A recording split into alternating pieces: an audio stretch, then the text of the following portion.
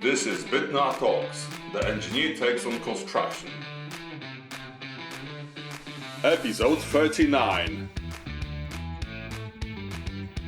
Hi, I'm Piotr Bitnar. Each day I help my clients plan and design building projects through Bitnar Limited, a consulting chartered structural engineer's practice. My biggest passion and the cornerstone on which I've built my business is finding clever solutions for construction projects. I am a chartered structural engineer and a budding software developer, so you can rest assured that I will strive to talk about the best practices and the use of new technologies in the industry. And if you're embarking on a construction project or are involved in planning, designing and building the world around us, you'll find this podcast useful. Building Safety Act. Hi guys, and welcome to Bitnar Talks, your favorite podcast on all matters of architecture, engineering and construction.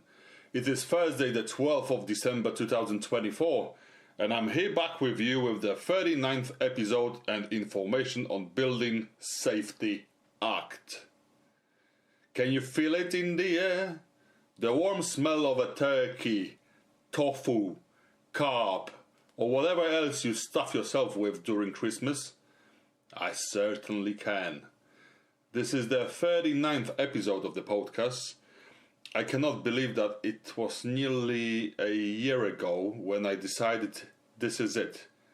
I will not get good in talking about things that matter to me the most, and I will not be able to reach more people out there with content that will hopefully help people understand the increasingly complicated world of construction without actually doing it.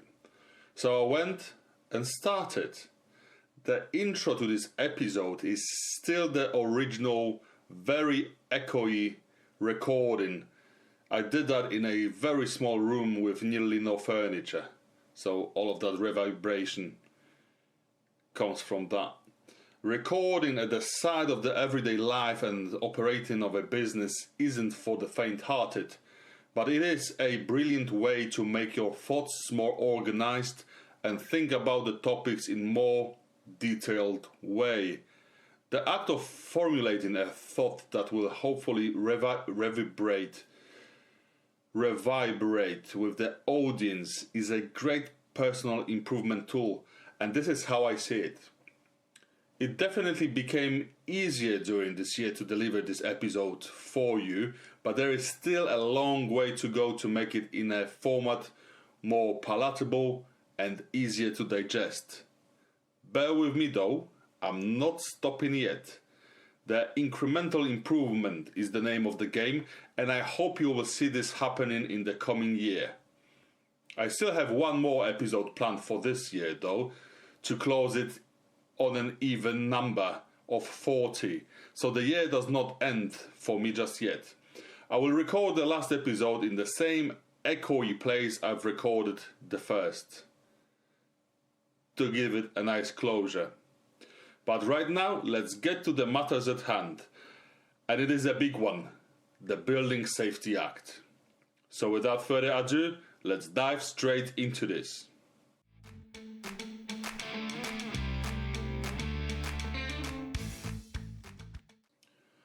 The Building Safety Act is the foundation-shaking change of the construction and asset management industry.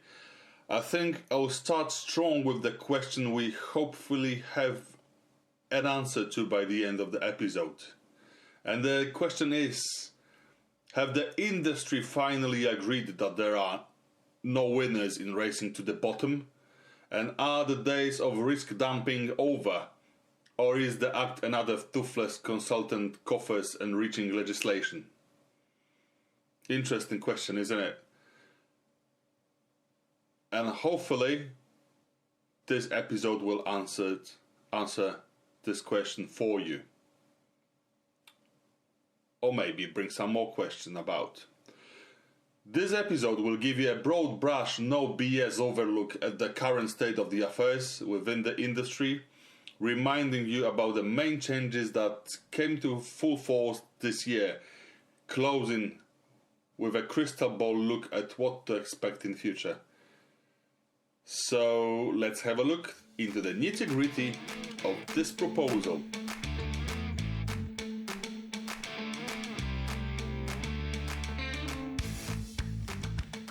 If you are in the construction industry, you will most likely share the feeling of a change.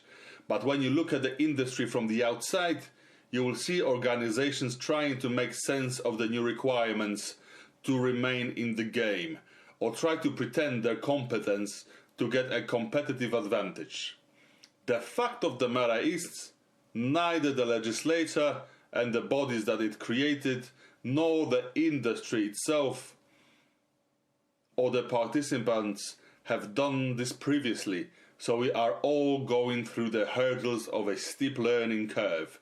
And as much as we may dislike the process and the waste it generates now, there is no turning back. I think everyone knows what's the reason behind the act, but let's just get a little rewinder here. For the past 40 years since the introduction of the Building Act 1984, things started to look a little bit different in the world of construction in Britain. We changed from the world of prescribed way of doing things to a sudden shift in the culture to a consultant making sense of the building regulations, 1985. Ever since the state of confusion and opportunism prevailed through the peaks, downs, snodlands and woodlands throughout the country, the market was all of a sudden basically open for anyone to deliver construction projects with the caveat of meeting the approved documents, which by definition were just an interpretation of the building regulation. And actually they still just are. They are not binding.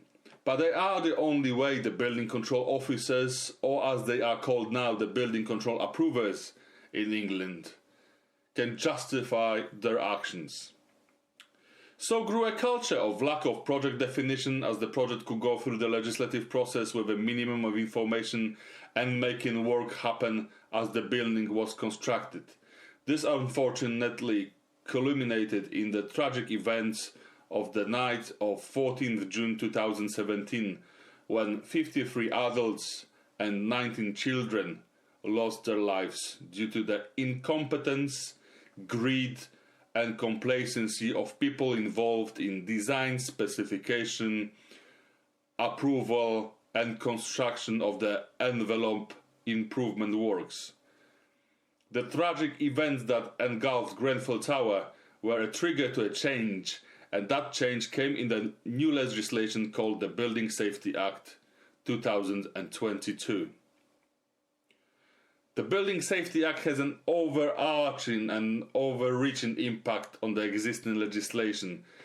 I will attempt to give you the biggest changes. If I missed anything here, please do not hold it against me, but let me know what else you would like to include. Then maybe I can concentrate more on it in future episodes or address it in a post on LinkedIn.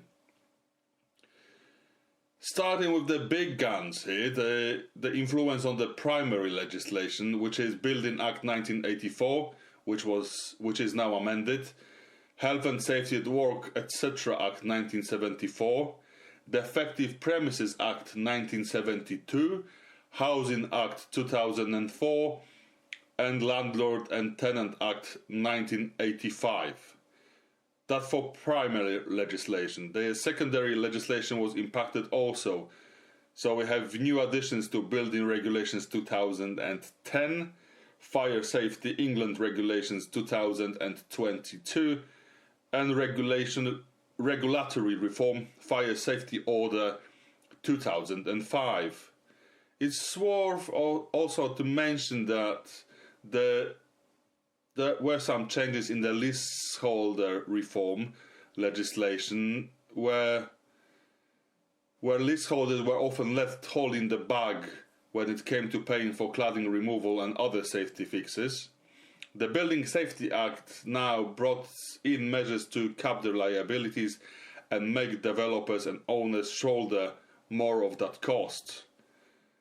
There are also changes to the Town and Country Planning Act 1990, where Gateway 1 was introduced. Now, these legislative changes brought with them some changes. There are stricter accountability criteria for design, construction and operation of buildings. Developers, contractors and landlords face increased liability with longer limitation periods for claims against them, up to 30 years retrospectively for the projects began or completed before the come into force of the Act, but 15 years for the new builds. There are financial burdens related to remediation, which has now been shifting from leaseholders that I just mentioned. Safety standards have improved with the addition of Building Safety Regulator and classification of building control approvers. We see an enhanced regulations for fire safety and structural integrity, particularly for higher risk and multi-occupancy buildings. The idea of this new oversight mechanism is to prevent tragedies similar to the Grenfell. We now have empowered regulatory framework that establishes mechanism to penalize non-compliance more effectively. Things like lapsing of building approvals if work is not initiated within specified timelines. The leaseholder protection now caps the liability to £10,000 generally and £15,000 in London, and the repayment periods goes over 10-year period right now for costs related to building safety measures, shielding leaseholders from disproportionate financial impacts. We are now forced to be digitally compliant, to have digitally compliant record about what we do, and that's mandated in a golden thread, which tells us to maintain digital record for the building, safety, design and construction details, and then further operation of it. The Act creates new roles. These are the Building Safety Regulator, which is tasked with enforcing new building safety requirements, overseeing the safety of high-risk buildings, and providing guidance to duty holders. There are new individual duty holders and uncountable persons who need to deal with the assigned responsibility for ensuring compliance with the fire and structural safety during design, construction and occupation phases of the building. These include roles like building managers or owners who must engage proactively with safety requirements. Resident engagement is now mandatory. New roles are created for engaging residents in the safety management process. This way, we can foster transparency about safety risks and measures taken between the owners or asset operators and the actual building users. There are new requirements to think about, especially when the building is an HRB. High-risk building criteria attract additional requirements. There are provisions for the mandatory safety certificates, which are regular safety certifications for high-risk buildings to ensure ongoing compliance with updated safety standards and updating safety record for any changes that the building undergoes throughout its lifetime. There are remediation obligations, legal requirements for responsible parties to find and complete remediation of unsafe cladding or other defects. The building approvals and planning is more detailed now. There are stricter controls on building approvals, ensuring that all new developments meet safety requirements before construction begins. There is also a big push into digital information management. Introduction of the golden thread requires a comprehensive and accessible digital record of building safety information throughout its lifetime. I repeat it again because that permeates throughout the whole idea of the whole thing that the Act brings. The Building Safety Act applies to all buildings that fall under the primary legislation considerations, but what is the higher risk building, where those considerations are enhanced? When you think about HRB, the higher risk building, we think about 7 stories or 18 meters to the ground, measured from the ground to the finished floor level, with at least 2 residential units.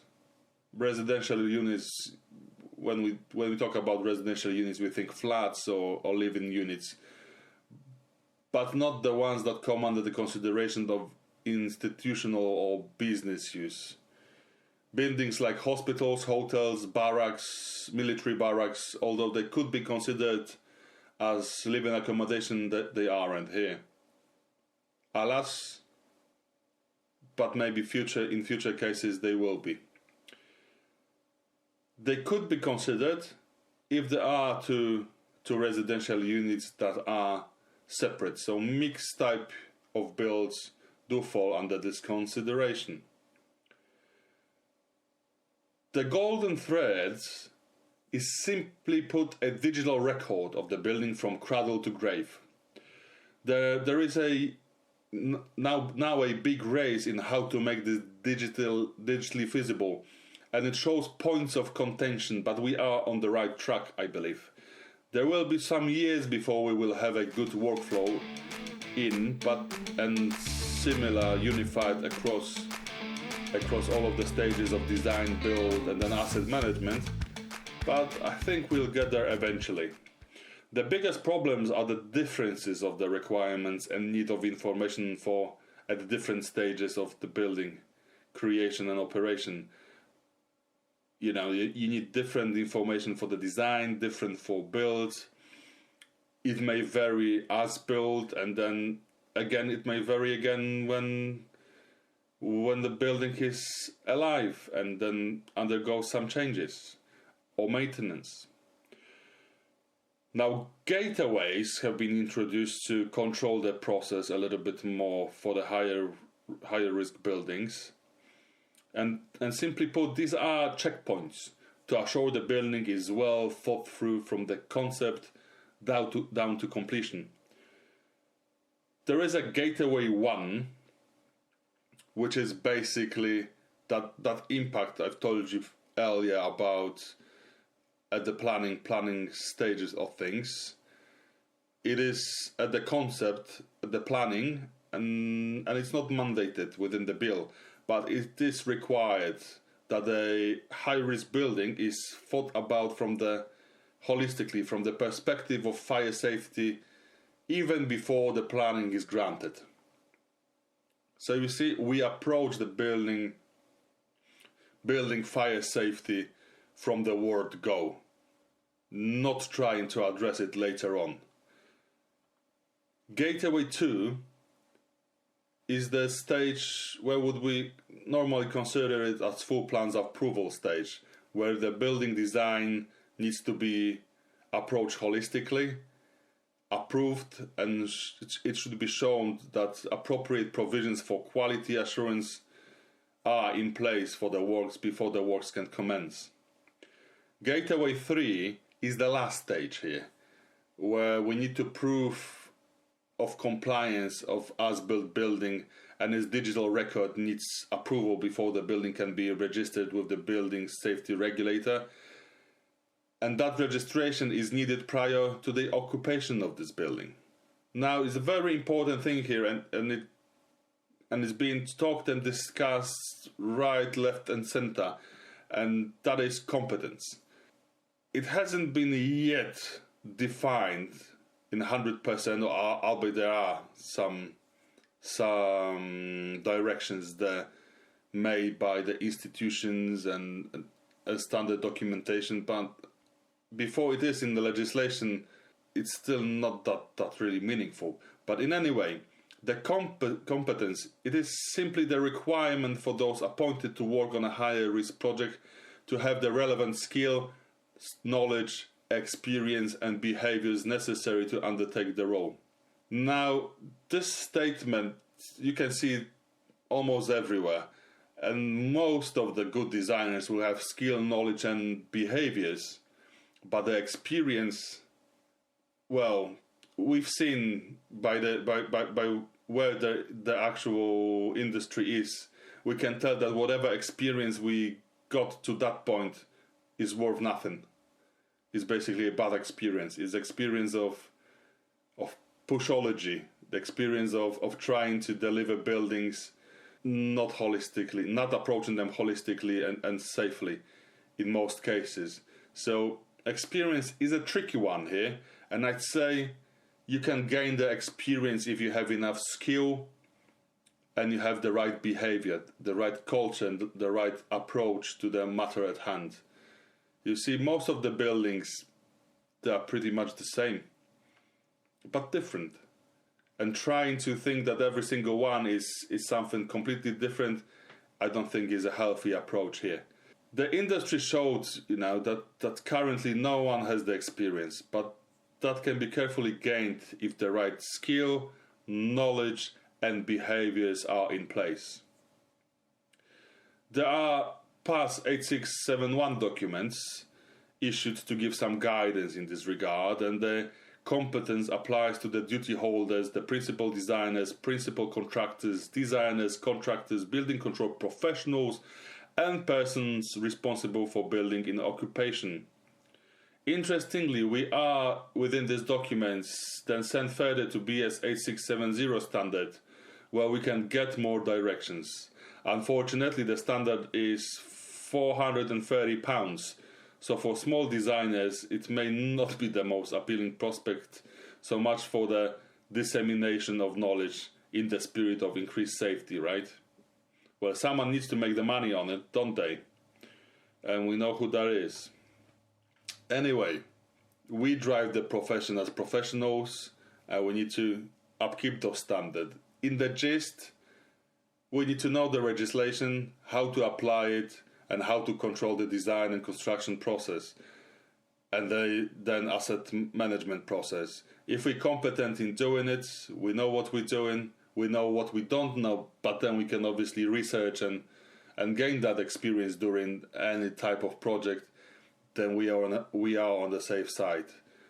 On the other hand, if we are ignorant about all of that and are just trying to push information through, well, then it speaks for itself, doesn't it?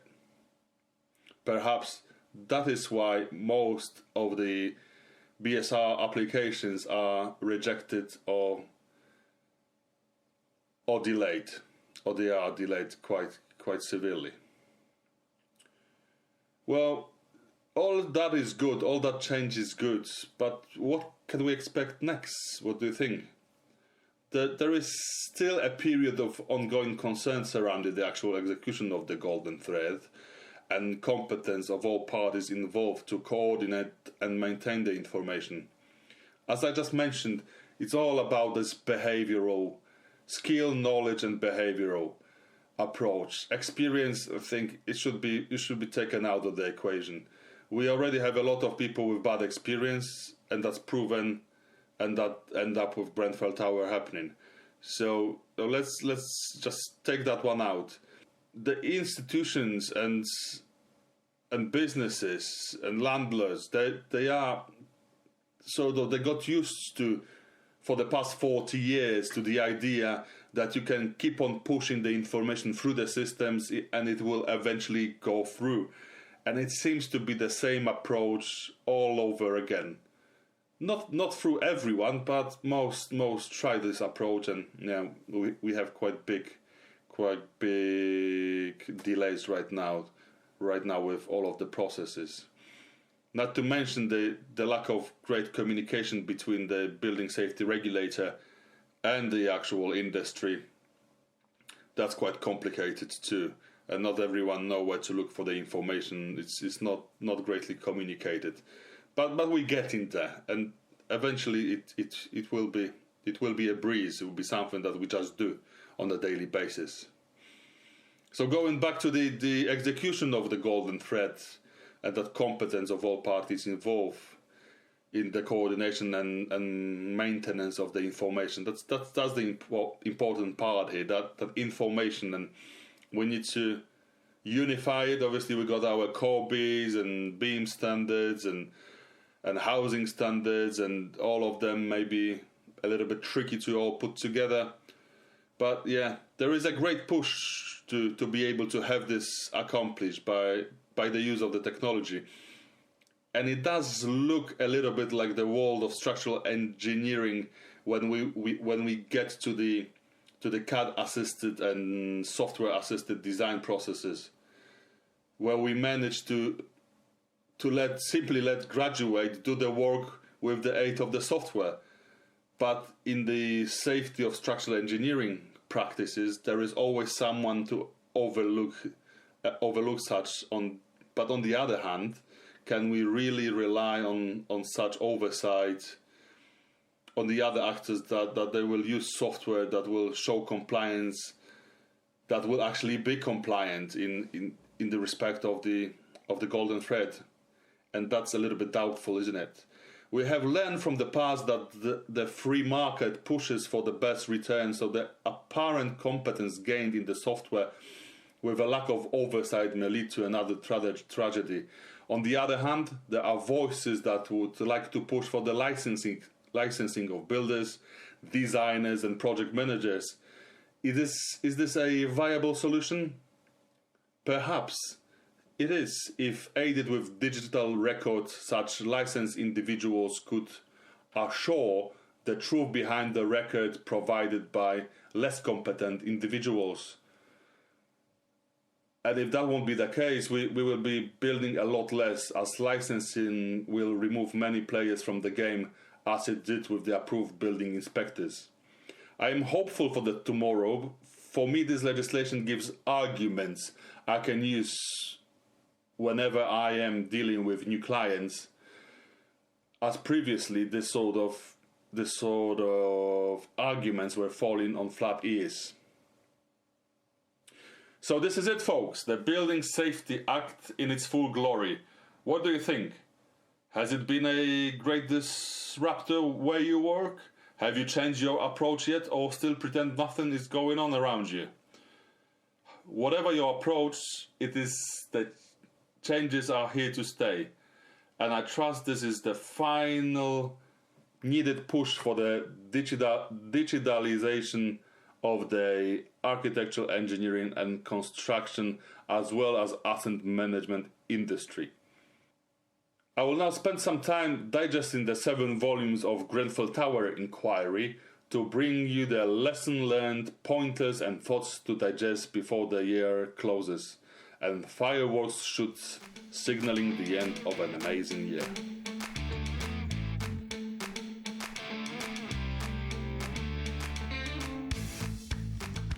I hope you enjoyed this episode. If you have any questions, reach out to me on LinkedIn or send me an email. I'm more than happy to help you out. In Bitna, we deal with planning, designing and managing of your projects, and we are always glad to facilitate a free initial consultation to steer you in the right direction. Visit www.bitna.co.uk and reach out to us. Whether your question is if we can help you with your project or what should I do, we will be able to give you a piece of no obligatory advice. At Bitna, we help our clients design and execute their dream homes or investments projects. If your building is falling apart, we can help also. Investigate the reasons behind it and to provide you with an appropriate strategy, design and specifications for the repair. Thank you again for listening. Please voice up your opinions. I'm waiting for you on LinkedIn and I want to hear from you. See you next week. Bitna designs the world around you. Toodaloo.